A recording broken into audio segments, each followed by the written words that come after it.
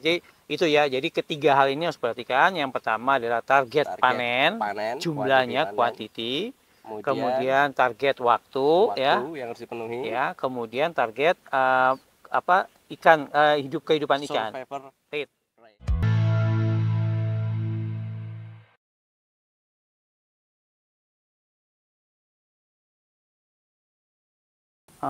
Oke teman-teman, selamat datang kembali di channel kita Orifish Bank Sri Blitar. Di sini kita akan mengulik tuntas tentang budidaya perikanan dengan sistem bioflok. Oke, kita sudah bersama Pak Yogi selaku owner dan juga pembudidaya di Orifish Farm Bank Sri Blitar. Di sini kita akan berdiskusi teman-teman tentang bagaimana pembudidaya pemula itu mampu menjadi pengusaha. Ini seperti Pak Yogi teman-teman, dengan segmen pembesaran ikan. Jadi untuk Pak Yogi sendiri, bagaimana nih Pak tips dan trik yang bisa dibagikan ke teman-teman yang masih menjadi pembudidaya pemula nih mungkin ya. Oke, dari Pak Yogi saya persilakan, monggo. Terima kasih Dwiki. Assalamualaikum warahmatullahi wabarakatuh. Bismillahirrahmanirrahim. Jadi begini ya, kita lihat dulu apa sih pembudidaya pemula dan siapa sih pengusaha gitu ya. Jadi mereka mempunyai dua pola pikir yang berbeda. Kalau pembudidaya pemula itu dia nggak melihat skala, nggak lihat prioritas ya, skala kecil dan hobi ya kan. Ya kemudian juga dia nggak punya target. Ya kan? Nah, dia nggak punya target ya kan.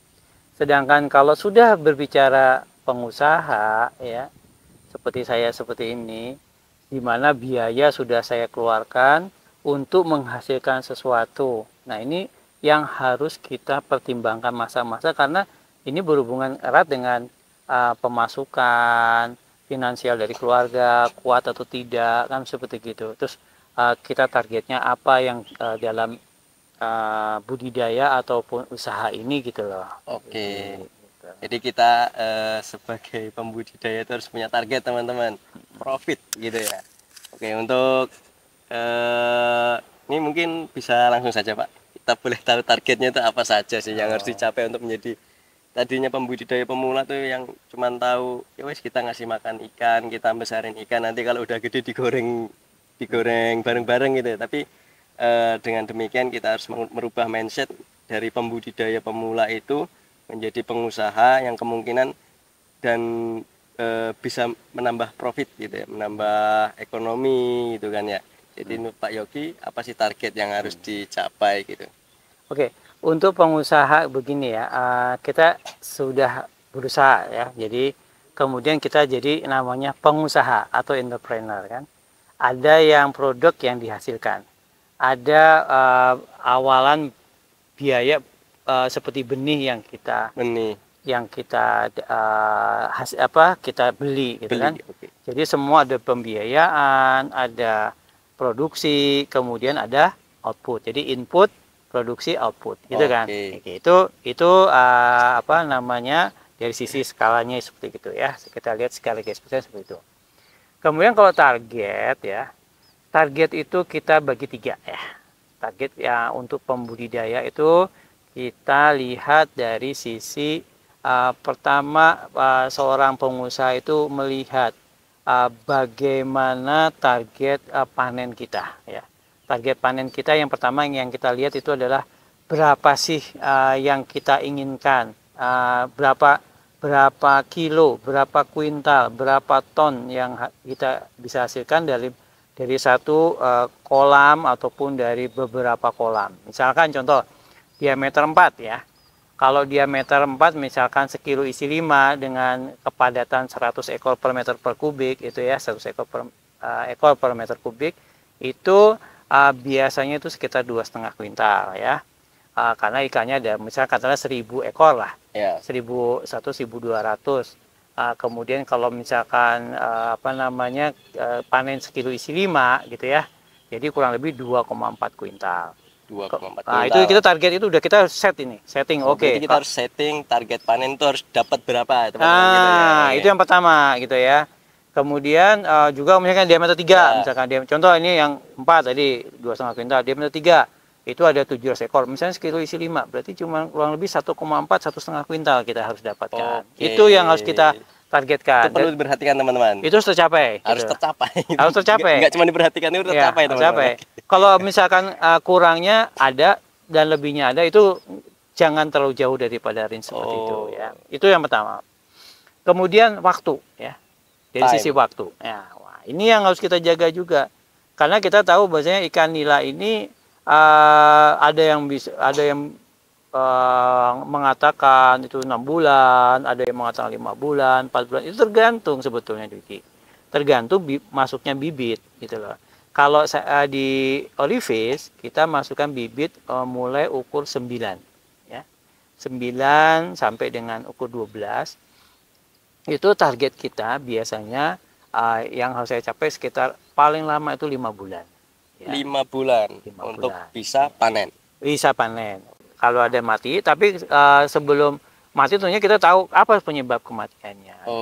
Jadi itu ya. Jadi ketiga hal ini harus perhatikan. Yang pertama adalah target panen jumlahnya, quantity. Kemudian target waktu ya yang harus dipenuhi. Ya, kemudian target ikan kehidupan ikan. Rate. Survival rate kita biasanya untuk bioflok itu 95% ke atas. 95% untuk bioflok, teman-teman, survival rate-nya. Untuk dari Pak Yogi sendiri, tadi kan kita sudah bicara tentang 3 target ya. Untuk mencapai target tersebut, itu apakah ada cara atau tips yang bisa Pak Yogi bagikan ke teman-teman? Oke, tentunya pembudidaya ingin tahu. Saya ngomong tadi tentang target, realnya apa sih gitu kan? Ya, realnya apa kan gitu. Nah, kalau realnya itu ada 3 ya, 3 lagi nih. Tadi 3 lagi ya. 3. Bibit, ya, kualitas pangan, ya, kemudian satu lagi adalah kualitas air, ya. 3 ya, bibit, pakan, kualitas air. Nah, sekarang kalau bibit, ya. Bibit itu nanti kita lihat ya, Dwiki ya, kita pergi ke kolam. Oke, kita survei langsung teman-teman di Orifish Farm bibit di sana. Oke. Bagaimana bibit yang saya katakan tadi itu? Karena nanti bibit itu ternyata setelah kita panen itu akan terlihat. Oke. Tanpa kita menggunakan seperti di kita sortir ya. Sortir. Sampai 6 bulan ternyata ada besar kecil yang berbeda gitu loh. Nah, itu bibit itu satu dari ininya ya, keseragamannya. Yang kedua, bibit itu juga potensi untuk mati.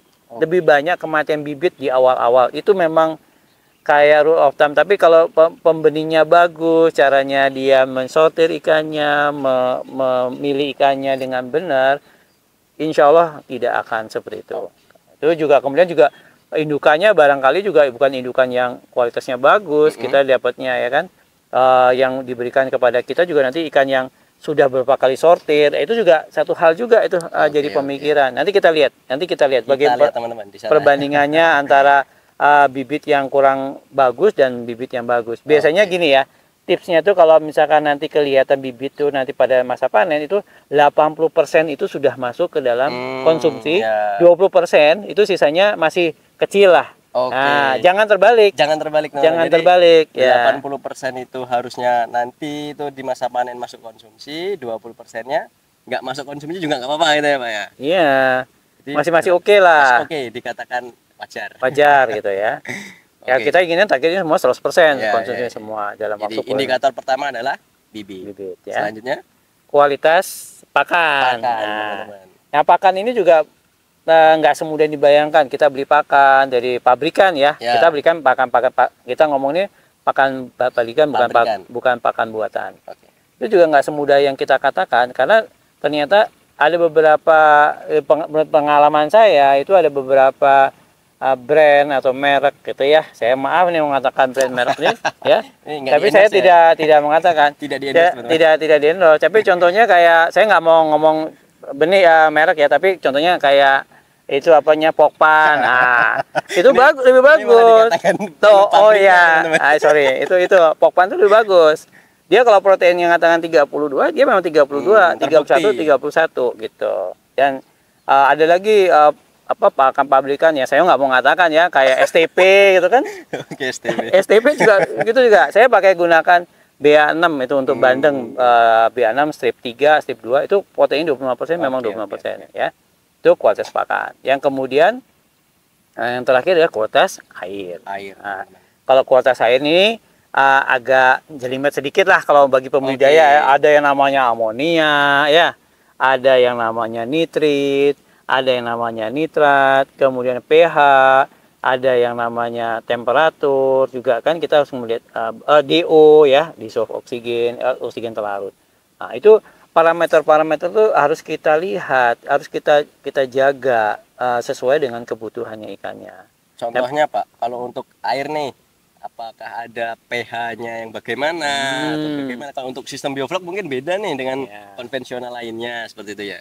Ya memang kalau pH itu harus kita jaga, terutama kita lihat pH air untuk kebutuhan bak. Jadi dalam bioflok itu ada 2 spesies. Jadi ada bakterinya sendiri, kemudian juga ikannya sendiri. Tapi kalau kita ambil batas range-nya itu dari 6,5 sampai 8,5. Untuk pH-nya. Nah, pada umumnya seperti itu ya. Nah, kalau misalnya apa namanya DO, dissolved oksigen atau oksigen terlarut, itu biasanya minimum kalau di Orifice Bangsi kita gunakan 4 ppm. 4 ppm, teman-teman. Bisa dicatat. Ya. Untuk yang lain-lainnya kita mempunyai alat ukur sendiri.